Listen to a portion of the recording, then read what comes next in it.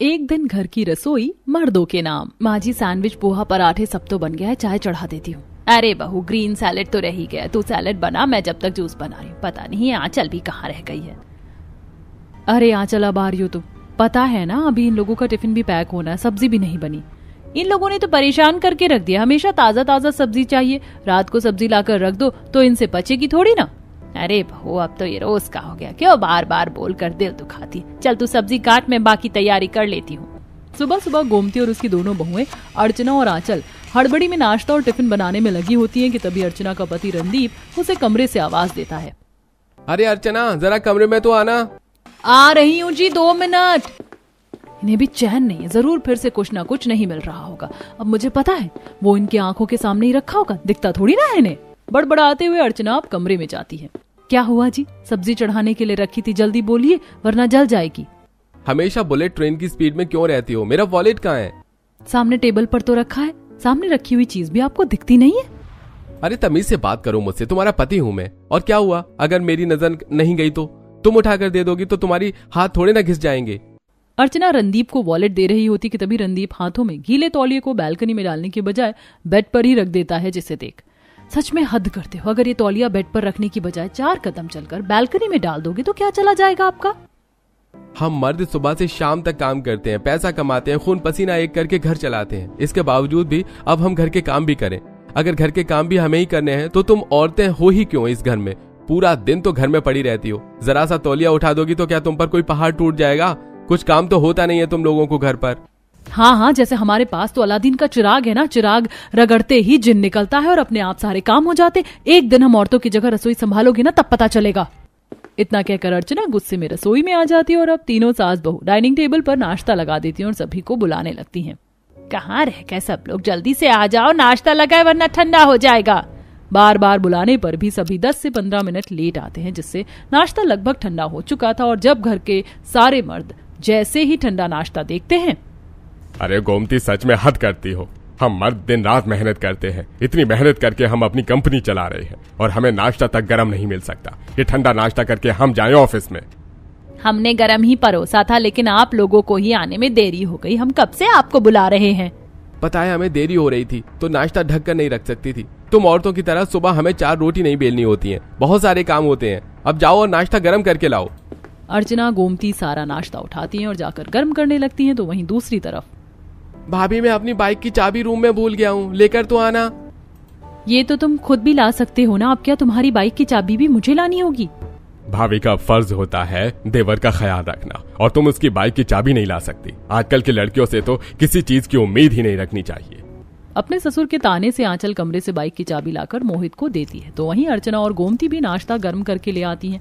सभी नाश्ता कर ही रहे होते हैं कि तभी मोहित, भाभी शाम मेरे कुछ दोस्त आ रहे हैं पार्टी के लिए, तो आप स्नैक्स में chilli potato, chilli paneer Manchurian और सिंगापुर चाउमीन बना देना। और खाने में मलाई चाप, मलाई कोफ्ता, तंदूरी नान और हाँ, चिकन बिरयानी बनाना मत भूलना। देवर जी, इस महीने में ये 4थी बार आपके दोस्त घर पर पार्टी के लिए आ रहे हैं। ऊपर से आप इतना सारा खाना बनाने का ऑर्डर दे देते हैं। 2-3 महीने में एक बार अच्छा लगता है, ना कि महीने में बार बार। मेरे बेटे के दोस्त आ रहे हैं, वो भी मेरे घर में। जब मुझे कोई दिक्कत नहीं है तो तुम औरतों को क्या दिक्कत हो रही है? पैसा हम कमा रहे हैं और दे रहे हैं, राशन हम दे रहे हैं, लेकिन फिर भी तुम औरतों के नखरे खत्म नहीं होते। घर के मर्दों की सोच और बातों से अब तक तो आप समझ चुके होंगे कि इस परिवार की औरतों की स्थिति क्या है। जहां आज हर कोई औरतों को बराबरी का दर्जा दे रहा है, उनकी इज्जत कर रहा है, तो वहीं मिश्रा परिवार में बिल्कुल इसका उल्टा था। राकेश और उसके बेटे अभी तक यही सोचते थे कि मर्द दिन रात मेहनत करके पैसा कमाते हैं और औरतें बस घर में रहकर आराम करती। सभी के ऑफिस जाने के बाद सभी औरतें बैठकर हड़बड़ी में नाश्ता करती हैं और अब रसोई और घर के बाकी कामों में लग जाती हैं। कपड़े धो लेती हूँ। जैसे ही कपड़े धोने के लिए आंचल बाथरूम में जाती है तो बाथरूम के फर्श पर ढेर सारा पानी होने के कारण आंचल गिर जाती है। आह, मेरी कमर! आंचल के चिल्लाने की आवाज सुन गोमती और अर्चना भागी भागी आती हैं और आंचल को फर्श पर पड़ा देख उसे उठाती है। बहू, तो ठीक तो है ना? कितनी बार कहा है इनसे कि नहाने के बाद फर्श पर वाइपर मार दिया करे, लेकिन नहीं। अगर जरा सा वाइपर मार देंगे तो जैसे तो इनकी मर्दानगी घट जाएगी ना। अर्चना गोमती आंचल को बिस्तर तक ले जाते हैं और उसकी कमर पर दवाई लगाते। वहीं जैसे ही शाम होने को आती है तो घर की सभी औरतें पार्टी के लिए खाना बनाने में लग जाती हैं। क्या फायदा मेरी इतनी पढ़ाई करने का, जब से इस घर में बहू बनकर आई हूँ तब से तो बस रसोई और घर संभालने में लगी हुई हूँ। इस घर की नौकरी को संभालने के लिए मैंने अपनी सरकारी टीचर की नौकरी छोड़ दी। इन्हें तो लगता है कि हम औरतें कुछ काम ही नहीं करती। एक दिन हमारी जगह रहकर रसोई संभालेंगे ना तो पता चलेगा। बहू अगर ऐसा हुआ ना तो ये तो दुनिया का 8वां अजूबा कहलाएगा।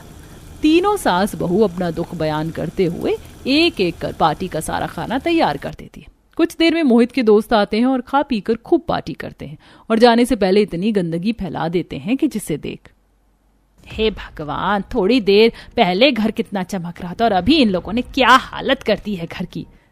दोनों बहुएं घर की सारी गंदगी को साफ करती और ढेर सारे बर्तनों के ढेर को धो धो कर साफ कर देती। आज दोनों बहुएं काफी थक चुकी थी, इसीलिए वो थोड़ा जल्दी सोने के लिए चली जाती हैं। घड़ी में रात के तकरीबन 11 बजे थे कि तभी आंचल का पति आकाश, उठो आंचल, मुझे भूख लग रही है, कुछ खाने के लिए दे दो।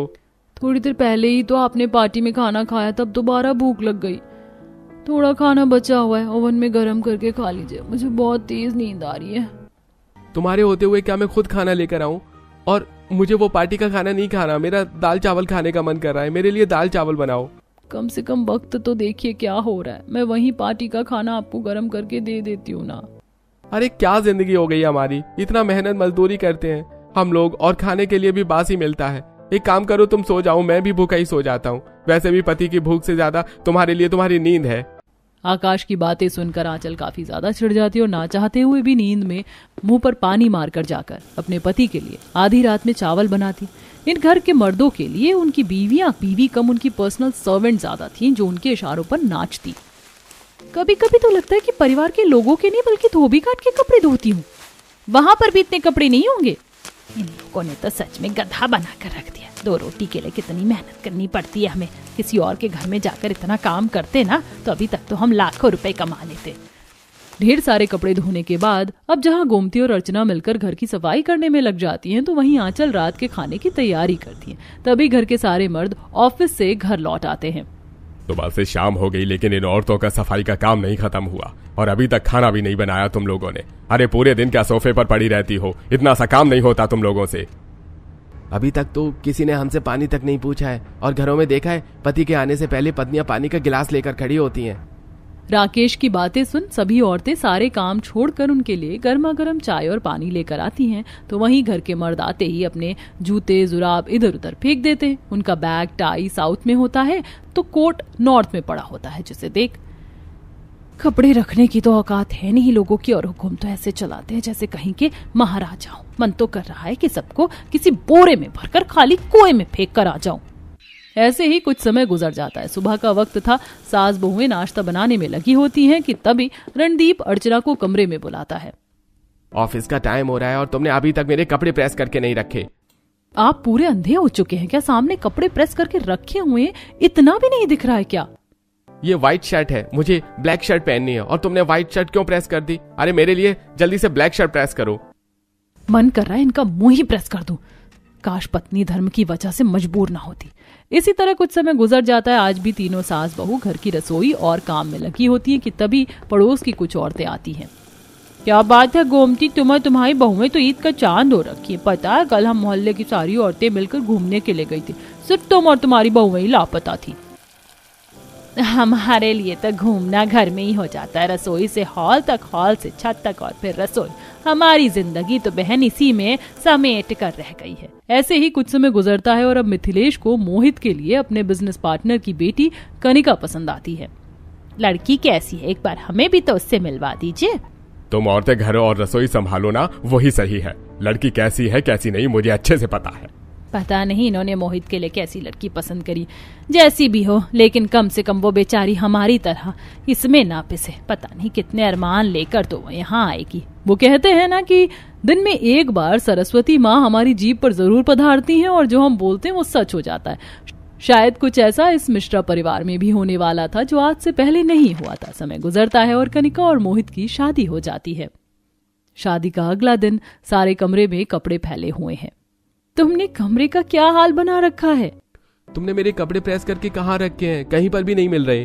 कपड़े प्रेस करके? लेकिन तुमने तो मुझे इस बारे में कुछ भी नहीं कहा था, और वैसे भी कपड़े तो तुम खुद भी प्रेस कर सकते हो ना। माँ और भाभी हमेशा भैया और पापा के कपड़े प्रेस करके रखते हैं, तो तुम्हें भी मेरे कपड़े प्रेस करके रखने होंगे, समझी? मोहित की बात सुन कनिका को काफी हैरानी होती है और जब वो रसोई में आती है, ये क्या इतना सारा नाश्ता बन रहा है, भंडारे का खाना? हमारे घर में तो 1 से 2 चीज ही बनती थी। यहाँ सबके खाने की फरमाइश अलग अलग होती है, उनके हिसाब से नाश्ता बनता है, धीरे धीरे समझ जाओगी। कनिका अब आज दोनों जेठानी और सास के साथ सभी को खाना परोसती है और जैसे ही कनिका उनके साथ खाने के लिए बैठती है, अरे बहू तुम हमारे साथ क्यों बैठ गई? नाश्ता करने के लिए पापा जी। लगता है तुम्हें अभी तक तुम्हारी सास ने नहीं बताया, इस घर में नाश्ता खाना घर के मर्द पहले करते हैं और फिर औरतें। ये सब कनिका के लिए काफी हैरानी भरा था। जब सारे मर्द नाश्ता करके ऑफिस के लिए चले जाते हैं, आखिरकार ये सब क्या है भाभी? सुबह मोहित जी मुझसे इतना अकड़ के कपड़े प्रेस करने के लिए बोल रहे थे और अब नाश्ता घर की औरतें मर्दों के बात करती है। ये कैसी बेहुदा सोच है? शुरुआत में हमें भी ऐसा ही लगा था, लेकिन धीरे धीरे तुम्हें भी इसकी आदत पड़ जाएगी। कनिका को आए हुए मुश्किल से 2 से 3 दिन हुए थे, लेकिन वो इन कुछ दिनों में ही घर के हालातों को अच्छे से समझ चुकी थी। सुनिए जी, मुझे कुछ पैसे चाहिए। ये लो, शुक्र मनाओ कि तुम्हें मुझ जैसा पति मिला है जो दिन रात मेहनत करके तुम्हें पैसे देता है, वरना तो औरतों का क्या है, मर्दों से पैसे लेती हो और पानी की तरह बहा देती हैं। रणदीप का इस तरह से अर्चना को पैसे के लिए ताने देना कनिका को बिल्कुल भी अच्छा नहीं लगता। तो वहीं आज रणदीप आकाश के कुछ दोस्त घर आए होते हैं। भाभी जी ने खाना तो काफी बढ़िया बनाया है। क्या बढ़िया खाना बनाया है? इन औरतों को खाना बनाने के अलावा और काम ही क्या होता है? चोखा लगाया, सब्जी बन गई, काम तो हम मर्द करते हैं। जिस तरह से बता रहे हैं, अगर इस तरह से इन्हें खाना दे दिया ना तो 2 दिन तक बाथरूम में ही बैठे रहेंगे। ऐसे ही कुछ समय गुजर जाता है। हमने कहा ना, हमें नहीं खानी है रोटी सब्जी, हमें तो दम बिरयानी खानी है, जल्दी से बना कर लाओ। अगर आप लोगों को दम बिरयानी ही खानी थी तो पहले ही बता देते, हमने तो इतना सारा खाना बनाया, ये तो बर्बाद हो गया ना। कनिका, जितना बोला जाए उतना करो, और खाना बनाना कोई इतना मुश्किल काम नहीं है। आप लोग गुस्सा मत करिए, हम अभी बनाकर लाते हैं। घर के मर्दों की ऐसी हरकतों को देख कनिका काफी फ्रस्ट्रेटेड हो चुकी थी। ऐसे ही कुछ समय गुजर जाता है। अरे अर्चना, मेरे जुराब कहाँ हैं? जल्दी से लेकर आओ।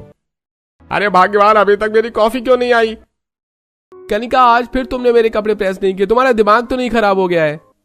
सुबह सुबह सभी का चिल्लाना, घर में औरतों की भाग दौड़, अब ये सब कनिका से देखा नहीं जाता। अब वो किचन से एक प्लेट और चम्मच उठाती है और जोर जोर से प्लेट बजाने लगती है, जिसके चलते सभी लोग कमरों से बाहर निकल आते हैं। बहू, क्या कर रही हो? सिर दर्द कर दिया सुबह सुबह। दर्द तो आप लोगों ने कर दिया है, हमारे सर में हद होती है हर चीज की। हम लोग आपकी बीवियां हैं या कोई नौकरानियां? खुद के मोजे तो ढूंढे नहीं जाते और हम पर हुक्म चलाते हैं। हाँ, जैसे तुम लोग तो घर पर पहाड़ तोड़ती हो ना, हम मर्दों की तरह एक दिन काम करके देखो, पता चल जाएगा। इतना ही कॉन्फिडेंस है ना तो एक दिन घर की रसोई आप सब मर्द संभालो, तब पता चलेगा कि औरत कितनी मेहनत करती है। बस भी कर बहू, आप लोग इसकी बातों पर ध्यान मत दीजिए, लगता है इसकी तबीयत ठीक नहीं है। तबीयत तो बहू की सच में ठीक नहीं है, लेकिन अब बहू ने चैलेंज दिया है तो हमें करना ही पड़ेगा। हम भी तुम्हें दिखा देंगे कि तुम्हारे कामों को हम यूं कर सकते हैं। ठीक है, फिर तय रहा। कल आप लोग हमारी जगह रसोई और घर संभालेंगे और हम आपकी जगह ऑफिस। अगले दिन होते ही राकेश कॉफी की आवाज लगाते हुए हॉल में आता, तभी वहाँ उसके तीनों बेटे भी आ जाते हैं।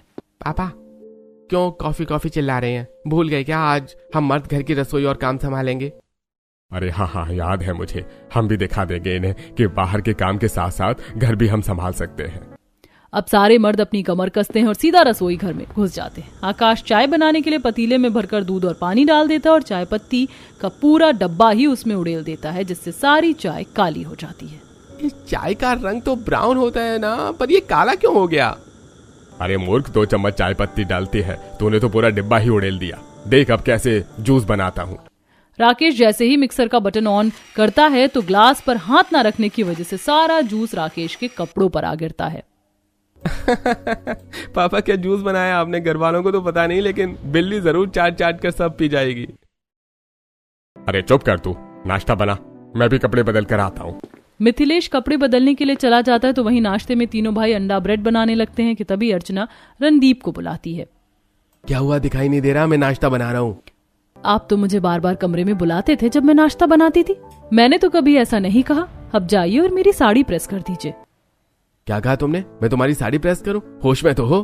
अरे एक दिन के लिए जब घर रसोई संभाल ही रहे तो सारे काम करिए ना, जाइए।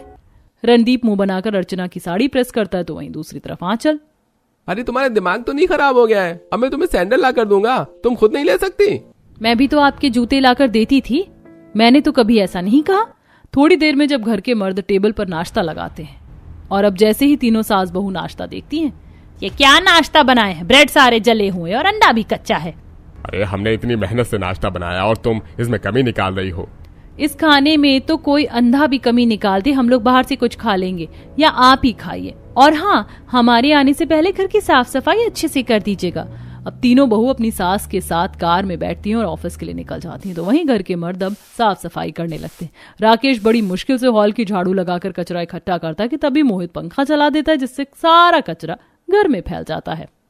अरे ओ कम दिमाग के इंसान, इतनी मेहनत से झाड़ू लगाई थी मैंने, तूने सारा कचरा फैला दिया। मोहन दोबारा से पोछा लगाने लगता है तो वहीं गलती से रणदीप आकाश की पोछे की बाल्टी गिरा देता है, जिससे पूरे घर पर पानी पानी हो जाता है। अरे सही कहती है भाभी, तो तू अंधा ही है, तुझे कुछ दिखाई नहीं देता। अब रणदीप मोहित कपड़े धोने का फैसला करते हैं और वॉशिंग मशीन में रंग बिरंगे और सफेद कपड़े एक साथ ही डाल देते हैं, जिससे अब सारे सफेद कपड़े रंग बिरंगे हो जाते हैं। ये मेरी H&M की 5000 की शर्ट भी व्हाइट से पिंक हो गई, अब मैं क्या करूं? थोड़े से काम में ही सभी मर्दों की हवा टाइट हो चुकी थी। तो वहीं राकेश अब थैला उठाता है और सामान लेने के लिए जब दुकान पर जाता है। अरे भाई साहब, आप सामान लेने के लिए आए हैं? नहीं नहीं, मेरा भूत आया है। बकवास बंद करो और सामान डाल इसमें। जहां एक तरफ घर के मर्द काम से परेशान हो चुके थे तो वहीं घर की औरतें ऑफिस में मस्त एसी की हवा में बैठी हुई थी। ना जाने उन लोगों का क्या हाल हो रहा होगा, बेचारे काफी परेशान होंगे ना। परेशान नहीं होंगे माँ जी, मुझे तो यकीन है कि वो लोग भी अभी इस वक्त आराम कर रहे होंगे। आप भी उनकी फिक्र मत करिए और आराम करिए। कनिका सही कह रही है, ऐसे मौके बार बार थोड़ी ना मिलते हैं। शाम को जब सभी औरतें ऑफिस से घर लौटती हैं तो देखती हैं कि सारा घर फैला है और खाना भी अभी तक नहीं बना। आप लोग घर पर क्या कर रहे थे पूरा दिन? कुछ भी नहीं हुआ। अरे कम से कम एक गिलास पानी तो लेकर आओ। सभी औरतें अपना सामान इधर उधर फेंक कर सोफे पर बैठ जाती हैं कि तभी उन सब के पति पानी लेकर आते हैं। ये तो ठंडा पानी है, पता है ना मैं नॉर्मल पानी पीती हूँ, जाओ मेरे लिए नॉर्मल पानी लेकर आओ। अब मोहित कनिका के लिए नॉर्मल पानी लेकर आता है तो वहीं नहा धोकर सभी औरतें खाने के लिए बैठती हैं। और जब वो अपने पतियों के हाथ का बेस्वाद खाना खाती हैं, इसे खाने से अच्छा है कि इंसान जहर ही खा ले। क्या 2 कौड़ी का खाना बनाया है? अपने बनाए हुए मेहनत के खाने की इतनी बेइज्जती होता देख सभी मर्दों को काफी बुरा लगता है। तो वहीं सभी मर्द अपनी पत्नियों का फैला हुआ सामान उठाते हैं। ये गीला तौलिया भी बेड पर फेंकने की चीज है क्या? बाथरूम में भी अभी तक वाइपर नहीं मारा। सभी मर्द अब काफी ज्यादा थक चुके थे। तो वहीं आधी रात में अब सभी औरतों का हल्दी वाला दूध पीने का मन होता है और जब वो बाहर हॉल में आती हैं तो देखती हैं कि सभी मर्द सोफे पर ही सो चुके हैं। ये देख वो उन्हें चादर उड़ा देती हैं और अपने कमरे में चली जाती हैं। अगली सुबह जब सभी की आंखें खुलती हैं तो उनकी पत्नियां उनके सामने होती हैं। तो कैसा रहा एक दिन हमारी जगह रसोई और घर संभालना? ज्यादा मेहनत वाला तो काम नहीं है ना? बहु मेहनत ही नहीं, बहुत मेहनत वाला काम है। मुझे तो अपनी नानी याद आ गई, अभी भी कमर दुख रही है मेरी तो। हमें तो सच में नहीं पता था कि तुम औरतें घर रसोई में इतना काम करती हो। ये तो ऑफिस में काम करने से भी ज्यादा मुश्किल है।